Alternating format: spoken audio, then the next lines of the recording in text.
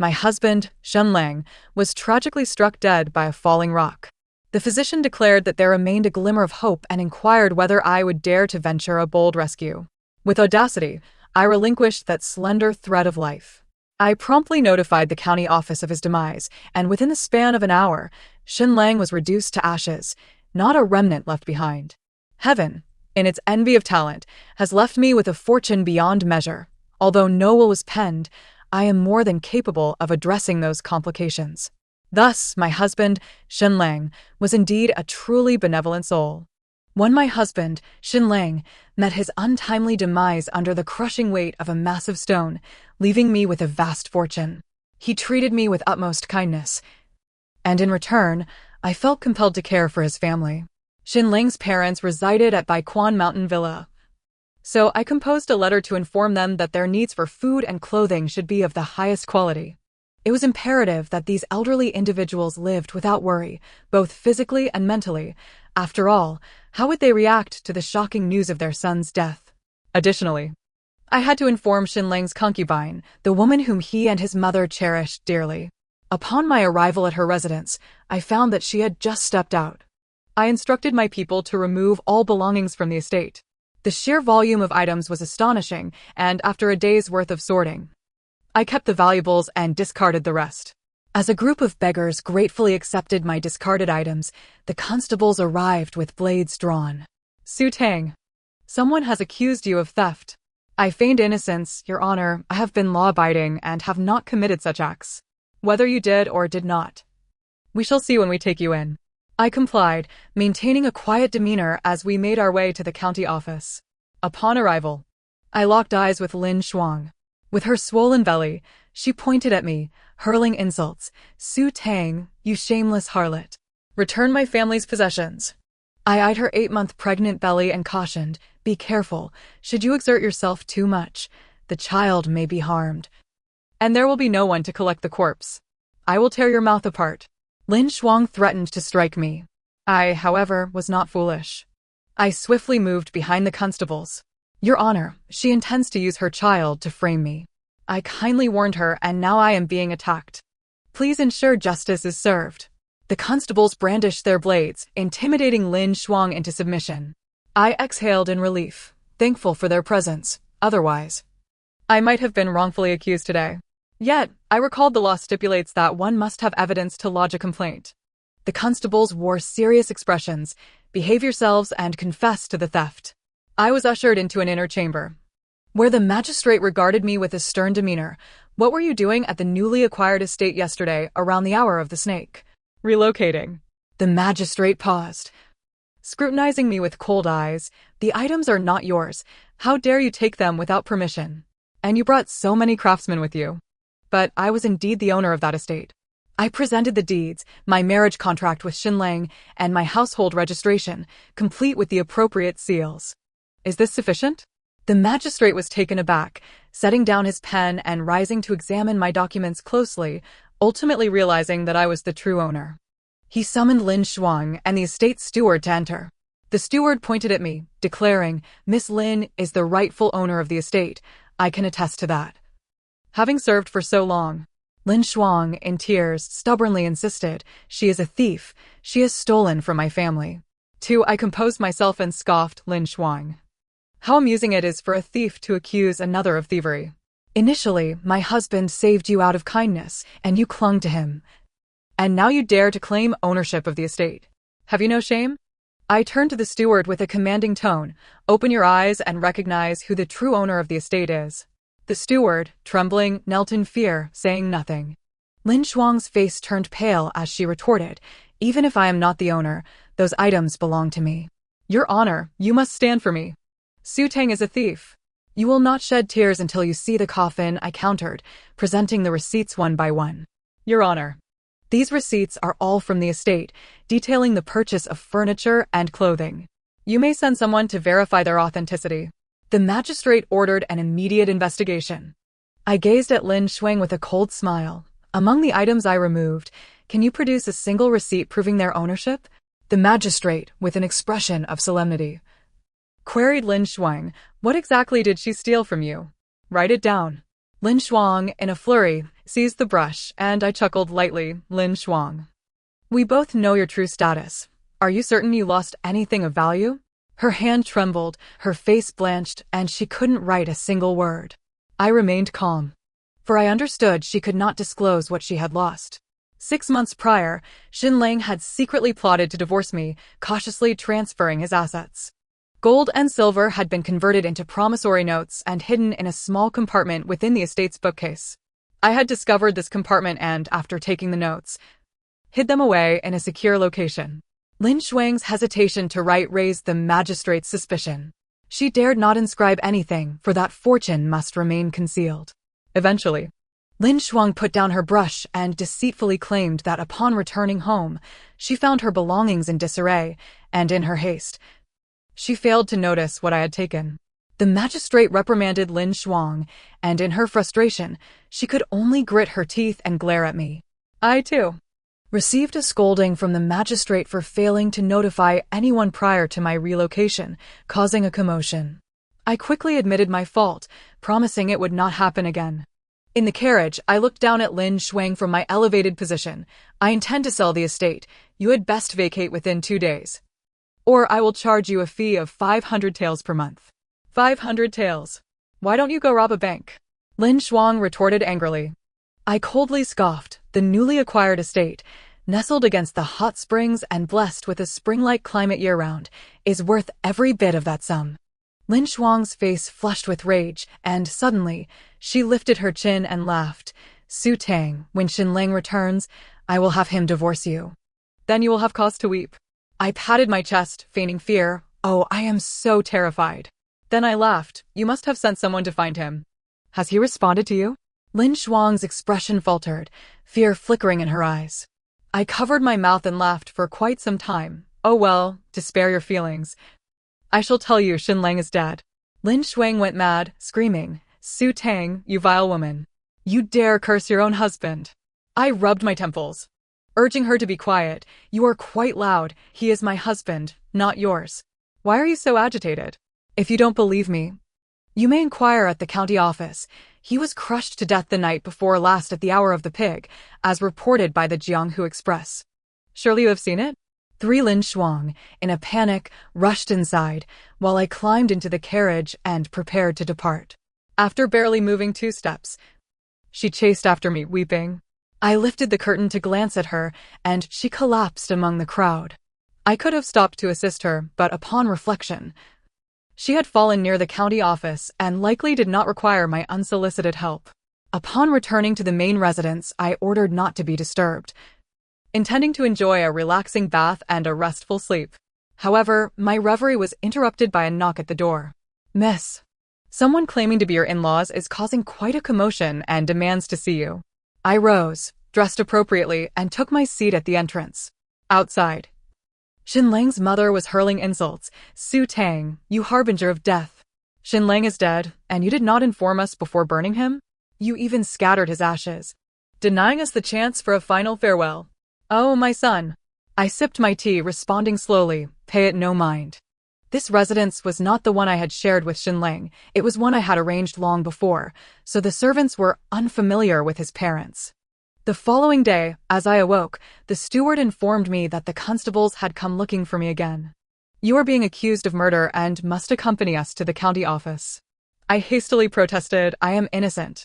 I abide by the law and could never commit such an act. The constable's lips twitched. First, come with us to the county office. I complied, thinking it prudent to clarify matters. Upon arriving at the county office, I found not only Lin Shuang, but also Xinlang's parents, my in-laws. Xinlang's mother approached me, fuming and shouting, Su Tang, you harbinger of death, you poisonous woman. Return my son to me.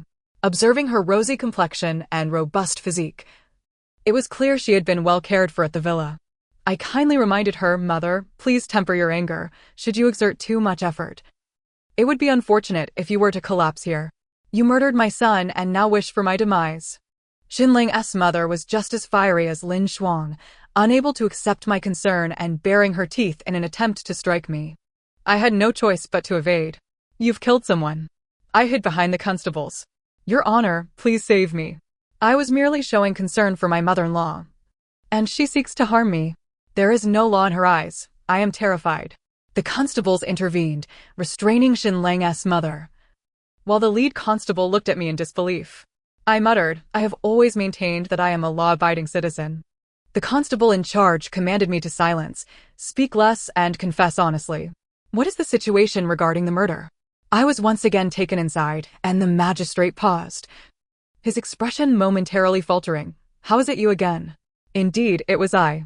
The two elders of the Xin family claimed that someone could testify that Xinlang's death was connected to me, asserting that he took that small path due to his horse going mad, which led to his demise in a landslide. What do you have to say about this? My eyes instantly filled with tears, and I hastily defended myself. Your Honor, as the saying goes, both material evidence and witness testimony are indispensable. Do my in-laws believe that merely bringing someone to testify can convict me of murder? The magistrate appeared somewhat embarrassed, and I suddenly felt a twinge of sympathy for them. The magistrate quickly regained his composure and adopted a serious demeanor. Your in-laws assert that Xinlang intended to take the main road that day, but his horse suddenly went wild and ran onto the small path, where he was struck by falling rocks. You have always been responsible for the horse's care. I coldly replied, I did not tend to the horse that day. I was outside. The magistrate frowned and inquired, why? It would be best for you to answer our questions honestly. After your husband was killed, you did not attempt to save him. Instead, you immediately had him cremated and scattered his ashes. Such behavior defies reason. The atmosphere grew tense, yet I remained composed. Please clarify, the constable warned me. Did you murder your husband, Xinlang? The magistrate instructed him to calm down. Madam, confess honestly. You understand the law and will not act against it, correct? One played the role of the harsh interrogator, while the other feigned benevolence, yet they insisted I acknowledge my awareness of the law. Thus, I resolved to speak plainly. Your Honor, I endured storms alongside my husband, but he chose to divorce me for a mistress. He intended to meet her and instructed me to feed the horse in advance. However, we quarreled a day before, and I returned to my family's home without tending to the horse, which resulted in his death.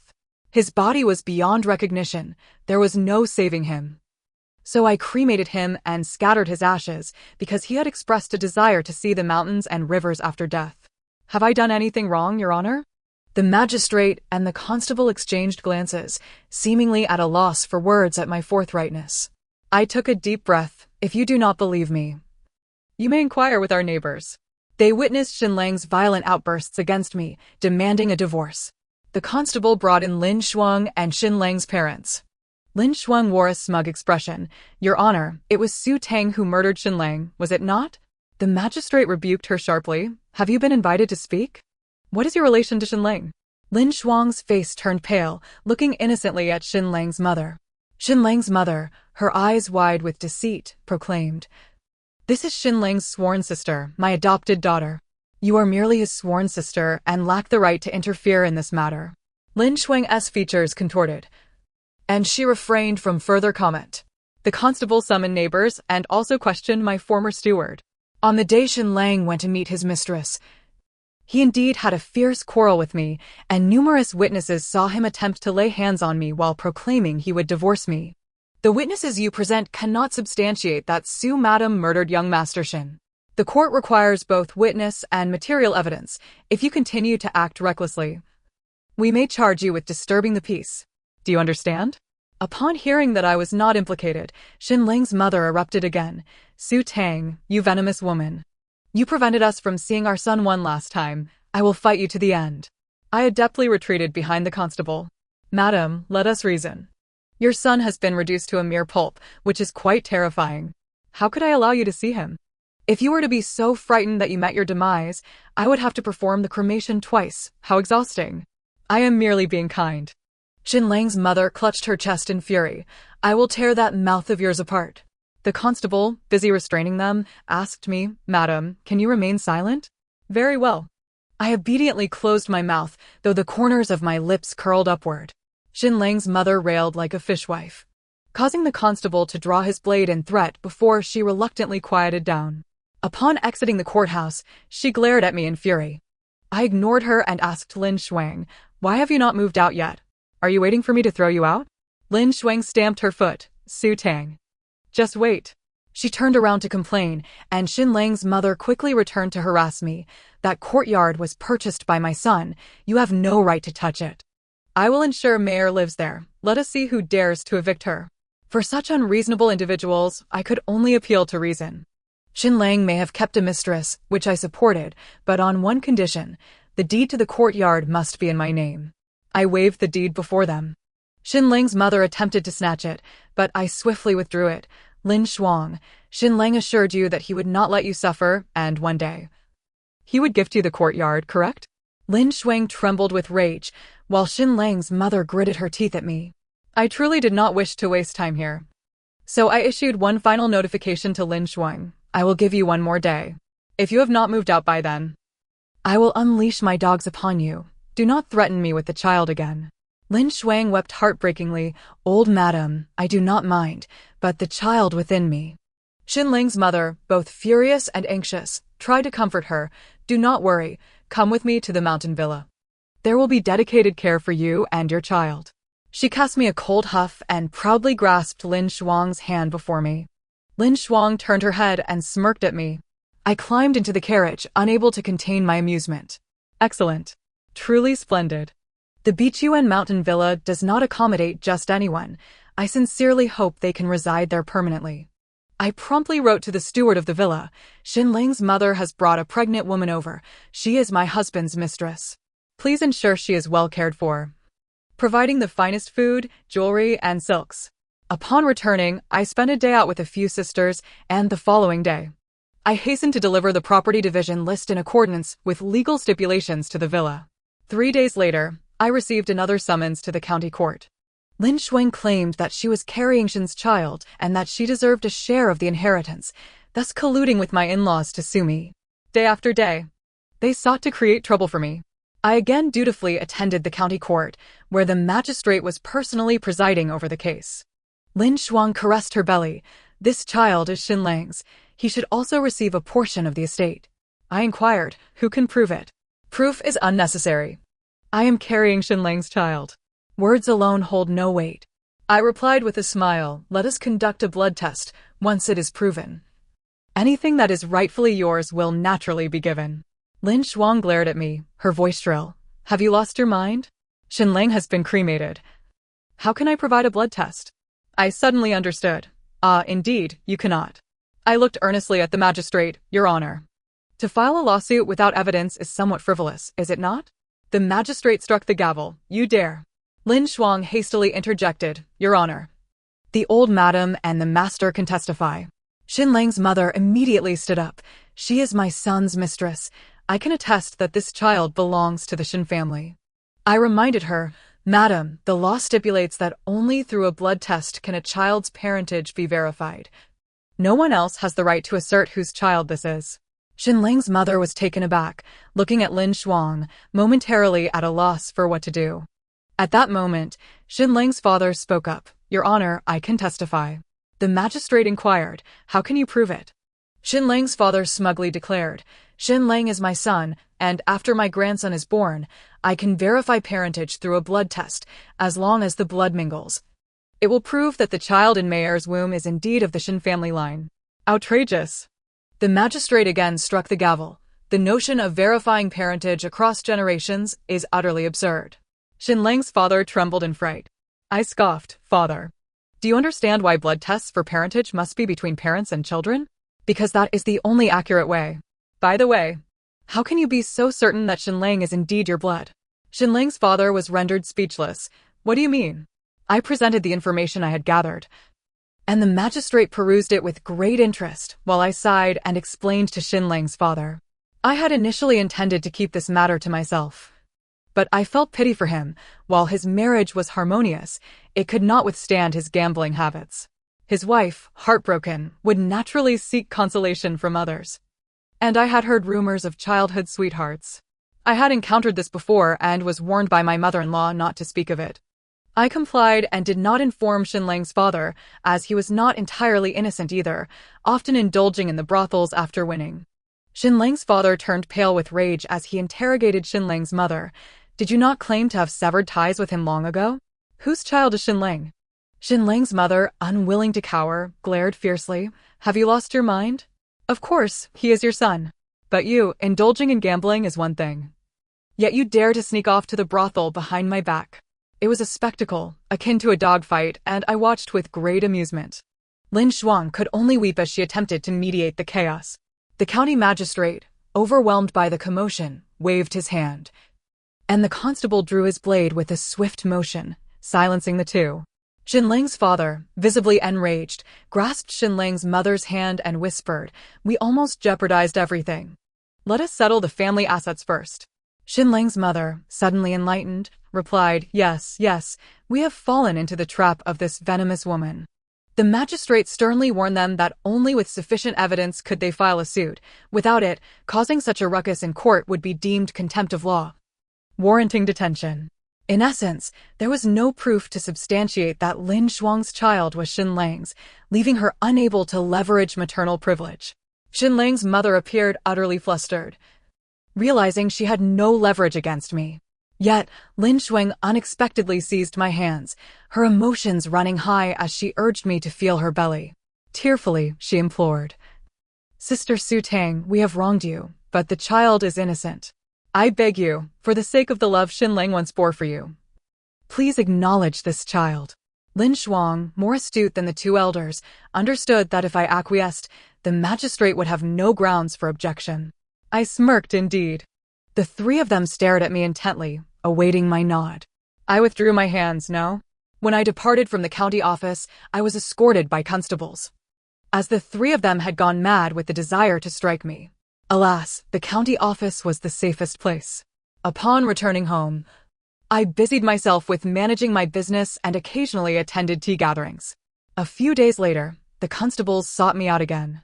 "Madam Su, your in-laws claim that you have misappropriated your husband's family wealth. The suit has already been submitted to the magistrate, and you are required to appear in court on time." Fine, I was well acquainted with the county office and felt no trepidation. When the time came, I went. This time, my in-laws had been wise enough to hire a lawyer, and I did the same.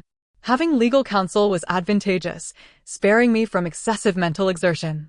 Xinlang's mother clung to me, exclaiming, "The money my son earned has all been embezzled by her.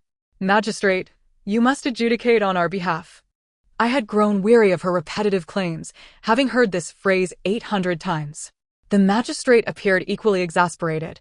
"What purpose does your lawyer serve?" Xinlang's mother fell silent. Otherwise, her lawyer might very well perish from the strain. Her lawyer took a deep breath and launched into a lengthy discourse, all of which was mere drivel. My lawyer, without hesitation, presented the evidence: property deeds, business profit shares, and marriage contracts, swiftly dismantling the opposition's case. It was laughable. I had engaged a top-tier lawyer, skilled and capable, who could easily handle such minor characters. After all, I had spent 1,000 taels to retain him. Moreover, the marriage contract was personally drafted by Xinlang, as I had anticipated such a day. The contract explicitly stated that if he were to take a concubine, all of the Xin family's assets would belong to me. The opposing lawyer was left speechless. Xinlang's mother, infuriated, shouted, "Why aren't you speaking up? Counter her claims." Seeing her lawyer at a loss, she took matters into her own hands, exclaiming, "Surely the main residence's deed does not belong to you. Separate it out." The main residence she referred to was where Xinlang and I resided. Indeed, the deed did not belong to me. However, my lawyer effortlessly produced another document, revealing that the buyer was Xinlang and Su Tang, with the deed holder being Su Cheng'en, my father. Xinlang's mother went into a frenzy. Fake. All lies. That house was purchased by my son. How could the deed holder be your father? You wretched harbinger of doom fabricated this. I inquired, Lin Shuang. Am I the one fabricating? How could she resist the accusation of usurping family wealth? She, taken aback by being called out, panicked and attempted to evade. Consequently, she was brought forward. My lawyer wasted no time and presented the letters exchanged between her and Xinlang. Within them, amidst tender sentiments, was Xinlang's apology. He expressed regret that both the main residence and the side courtyard belonged to me, lamenting Lin Shuang's grievances. Xinlang's mother stood dumbfounded, clutching her chest as she sank to the ground, exclaiming, "Why must I suffer such misfortune? My son has surely been deceived by this vile woman." I had taken those letters when we were moving things out of the side courtyard, initially intending to burn them, but my lawyer insisted they would prove invaluable. And it seemed he was right. I smiled subtly, but suddenly Lin Shuang pointed at me, exclaiming, "Magistrate, Su Tang has embezzled. I can testify." With that statement, Xin Lang's mother ceased her tantrum. "Mayor, is this true? Quickly present the evidence to the magistrate. The Xin family's wealth must not fall into Su Tang's hands." Lin Shuang hesitated, gritting her teeth before revealing. Xin Lang had planned for the future and converted all the silver into banknotes. Those banknotes were taken by Su Tang. The magistrate glanced at me before turning to Lin Shuang. What was the amount? All eyes were fixed on her. She nervously began, 50,000 taels. The magistrate was taken aback. What? Lin Shuang reiterated, 50,000 taels. I remained silent, but Xin Lang's mother leaped up, 50,000 taels. Mayor, why were we not informed of this? Xin Lang's mother scrutinized Lin Shuang, suspicion creeping into her gaze. After I took the 50,000 taels in banknotes. Lin Shuang finally spoke up. If I hadn't taken them, wouldn't that amount belong to her? The crowd buzzed with excitement. Xin Lang's mother discreetly pinched Lin Shuang. Retrieve the money before I deal with you. Lin Shuang's words gave Xin Lang's mother a newfound confidence. Magistrate, you should interrogate Su Tang. What did she do with the banknotes? The magistrate looked at me, and I replied honestly, I did not take them. I truly did not take them, after all. Everything was moved by the craftsman. The magistrate turned to Lin Shuang. She shouted, she took them from my home. The constable can attest. My lawyer immediately countered, Miss Lin. You've misstated 2 points. First, the side courtyard is Madame Su's residence, not yours. Second, the records from the day you reported the case clearly indicate that nothing of yours was lost. Lin Shuang was flustered that day. It wasn't documented. My lawyer continued to press. Do you have any evidence to substantiate that there truly was 50,000 taels? Lin Shuang nodded. Yes, I can prove it. The banknotes Xin Lang redeemed were personally placed in the compartment by me. My lawyer scoffed dismissively, sensing that further questioning was unnecessary. Lin Shuang, in a fit of desperation, cried, Magistrate, there truly are banknotes. I placed them myself. The magistrate frowned. Are you saying the banknotes belong to Xin Lang? Yes. Is there a witness or tangible evidence? Lin Shuang, no. Lin Shuang, no evidence? The magistrate appeared exasperated. Absurd. I have previously stated that everything requires evidence. Do you truly believe this court is a place where one may come and go as they please? The magistrate ordered the constables to take Lin Shuang and Xin Lang's parents away, fining them for disturbing the court, warning that if such behavior occurred again, they would face a few days of detention. I commended, Your Honor, you handle matters with integrity. I inwardly mused, my husband Xin Lang is indeed a good man. Had I not accidentally discovered his clandestine conversion of assets, how would I have known he had shifted so much wealth? Upon exiting the county office, Lin Shuang and Xin Lang's parents rushed to confront me once more. They would be loath to relinquish the 50,000 taels. However, this time, I had learned my lesson and brought along a dozen bodyguards. I could not rely on hiding behind constables every time. They were blocked by the bodyguards. My lawyer warned Lin Shuang, Miss Lin, the matter of the family assets has been clarified. In the future, should any issues arise, please do not trouble Madame Su. She has expressed a desire to sever all ties with you. Should you choose to persist, I will represent Madame Su in a lawsuit against you. Miss Lin, do you truly wish to give birth in prison? Lin Shuang retreated in terror, no longer daring to advance. She looked at Xin Lang's mother, crying, Mother, the banknotes have been stolen by Su Tang. What shall we do? Xin Lang's mother gently patted Lin Shuang's hand. Do not fear, come with mother. She cast a fierce glare in my direction, and I smiled lightly. I wondered how Xin Lang's mother would react upon learning of Lin Shuang's true lineage. Upon returning home, the steward presented me with a letter from Bituan Mountain Villa. Recently, my in-laws have squandered their wealth and are left with but a meager sum. They inquired about my plans moving forward. In my reply, I made it abundantly clear that following my husband's demise, I no longer held any ties to them. The inheritance has been settled, and they possess sufficient funds, rendering any appeal to me unnecessary. Once I dispatched my letter with alacrity, I was overcome with joy, practically dancing with glee. I was consumed with curiosity about the happenings at the estate. It must be quite a spectacle. The steward had previously conveyed that my mother-in-law was dissatisfied with her bed and had replaced it with one made of golden silk nanmu. She had commissioned dozens of silk garments, indulging in daily feasts of rare delicacies, all well adorned in fine fabrics. Their extravagance, accumulated over time, is indeed staggering. Presently, they have brought Lin Shuang, the pregnant woman, to the estate, necessitating even greater indulgence in food, comfort, and care. Ginseng aged a millennium and bowls of bird's nest soup thrice daily are merely the norm. Yet, in this world, how can such indulgences come without consequence? It is time they awaken to reality. My informants have reported that, as per my instructions, the estate has informed Xinlang's parents that I have severed ties with the master of the estate and will no longer associate with them. Consequently, they have been expelled due to lack of funds and have returned to their modest dwelling. When Xinlang first took a liking to Lin Shuang, he dared not disclose to his parents that she was a courtesan. Instead, he concocted a pretext to have them sent to Bichuan Manor, claiming it was for their enjoyment. In truth, it was merely a ploy to facilitate his liaison. Xinlang and his family were oblivious to the fact that Bichuan Manor was my family's property, mistakenly believing that the master was a friend of mine, thus granting them residence. After all, Bichuan Manor only accommodates nobility. Now that Xinlang's parents have been ousted, they are bound to react. I too await an unexpected turn of events.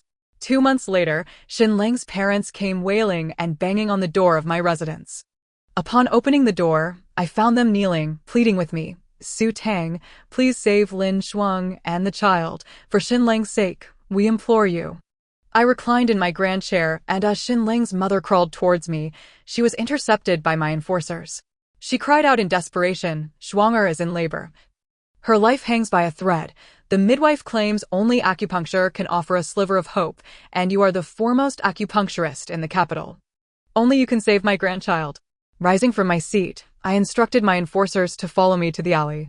Upon entering, I was met with a pungent scent of blood. Inside, a figure was assisting with the delivery. It was my junior apprentice. She informed me that the position of the fetus was incorrect, the infant's head was oversized, and the cervix had suffered severe lacerations, making delivery perilous. I observed coldly as Lin Shuang's screams grew faint. Xinlang's mother, frantic with tears, urged, "Su Tang, why do you not take action? This is Xinlang's child, his only heir." A smirk crept across my lips as I replied, "Mother, I once had a child of his too. Do you not remember?" Xinlang's mother recoiled in shock, her face pale with fear. "At that time, you blamed me for insisting on treating others, which led to the loss of my child, declaring I deserved it, and thus, Xinlang abandoned me. Afterward, I was unable to conceive again, and you permitted Xinlang to keep a mistress, asserting that as long as he could produce an heir, it was sufficient. Yet, you were fully aware of Xinlang's infidelities. Did you know Lin Shuang was a courtesan?" Xinlang's mother crumpled to the ground in terror. Xinlang's father gazed inside, incredulous. "A courtesan? How could Shuanger be a courtesan? What does that mean for the child she carries?" I chuckled. "You once urged me not to report this to the authorities, claiming you did not wish to escalate matters. But in truth, it was to shield Lin Shuang from imprisonment, for she was with child. You never considered my own child." Xinlang's parents fell silent, while Lin Shuang clung to her pleas. "Su Tang, I was wrong. I truly was wrong. I beg you, have mercy and help my child." I smiled and queried, "Lin Shuang, what would you have me use to save him?" Lin Shuang's eyes widened in shock as they fell upon my right hand. "Years ago, when Mother Yao sought my help, she fell gravely ill. I diagnosed her and attempted acupuncture, yet she still perished. You accuse me of incompetence, sending others to corner me in the alley, to shove and beat me, resulting in the loss of my child. You broke the very hand that performed the acupuncture. And though you wore a veil, I could never forget those loathsome eyes. When Xinlang met you in secret, I recognized you immediately. Lin Shuang." Her face pale from pain, stammered, "It was all my fault. I beg you, save the child. I would trade my life for his." Initially, I believed your affection for Mother Yao was profound, and that your rage at me stemmed from that loyalty.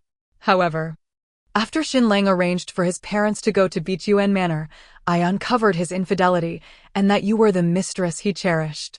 You two were entwined, and you feigned innocence, claiming your disdain for me was merely a result of my interference.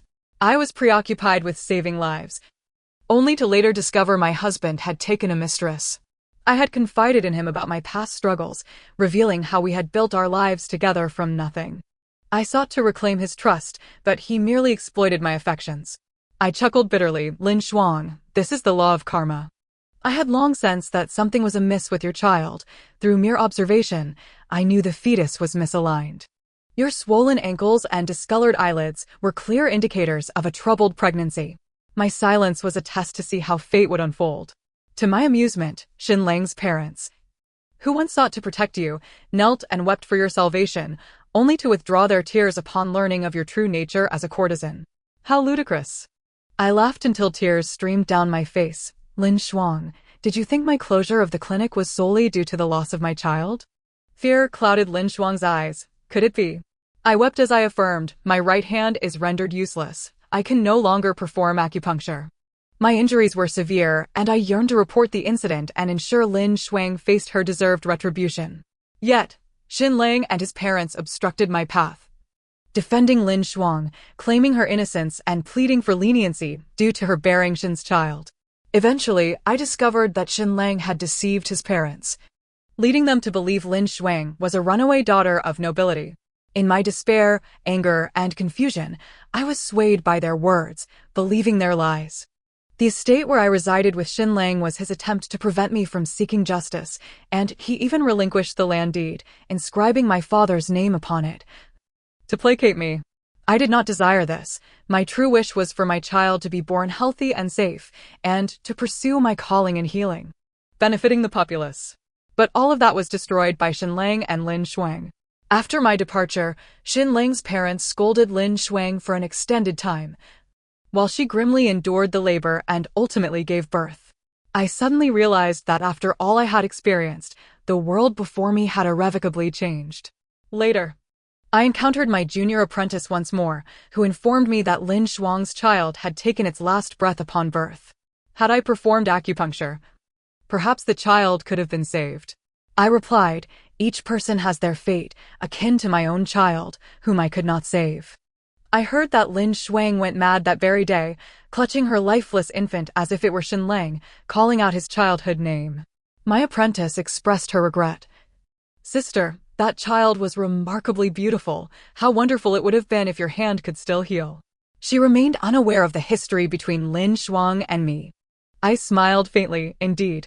After resolving all matters, I returned to my residence, where beneath the pear tree by the pond, I unearthed a small black pouch containing 50,000 taels in silver notes. With these funds, I established a charitable hall to care for orphaned and homeless children, providing them with education and medical knowledge. I also acquired a stretch of grassland to raise horses. On the day I tended to Xinlang's prize steed, he presented me with a letter of divorce for my signature. Xinlang proclaimed that Lin Shuang was with child, and he intended to divorce me, wishing to provide Lin Shuang and the unborn child a home, as I had suffered a miscarriage and could bear no more children. Coupled with my right hand being rendered useless, I had become a burden to him. Thus, he looked down upon me, desiring that the child within Lin Shuang inherit the family legacy. The moment I discovered Lin Shuang was Xinlang's mistress coincided with the day I endured the agony of a broken right hand and the loss of my child. In my deepest despair, the most heart-wrenching moment of helplessness, my husband had taken another woman. What tormented me further was the fact that this entire predicament was orchestrated by Lin Shuang, the interloper. The divorce papers Xinlang presented jolted me into awareness. Therefore, when I discerned that something was amiss with Xinlang's horse, I chose not to inform him. I was aware that after redeeming Lin Shuang, he had arranged for her to stay in a secluded villa nestled in the mountains, where they frequently met clandestinely. I also knew of two paths leading to the villa, the main road, which was the shortest, but often plagued by bandits, and the narrow path, fraught with landslides. Xinlang, undeterred by the dangers, preferred the main road, accompanied by his henchmen. On that fateful day, as he set out once again to rendezvous with Lin Shuang, I had preemptively bribed the bandits to block the main route. Left with no choice but to take a risk, Xinlang ventured down the perilous narrow path. I stood atop the mountain, witnessing with my own eyes as Xinlang was thrown into chaos by a frenzied horse, ultimately meeting his demise beneath a cascade of boulders. One who sows the seeds of misfortune must reap its bitter harvest. Farewell, Xinlang. In the aftermath, I pondered what might have transpired had Xinlang not deceived me. Had he not caused me such anguish? How might the narrative have unfolded differently? Yet, life offers no such luxuries as what if. Thus, I find myself compelled to express gratitude towards my husband. It was through his departure that I was able to rediscover my true self. The end of the tale. Thank you for listening, and until we meet again in the next story.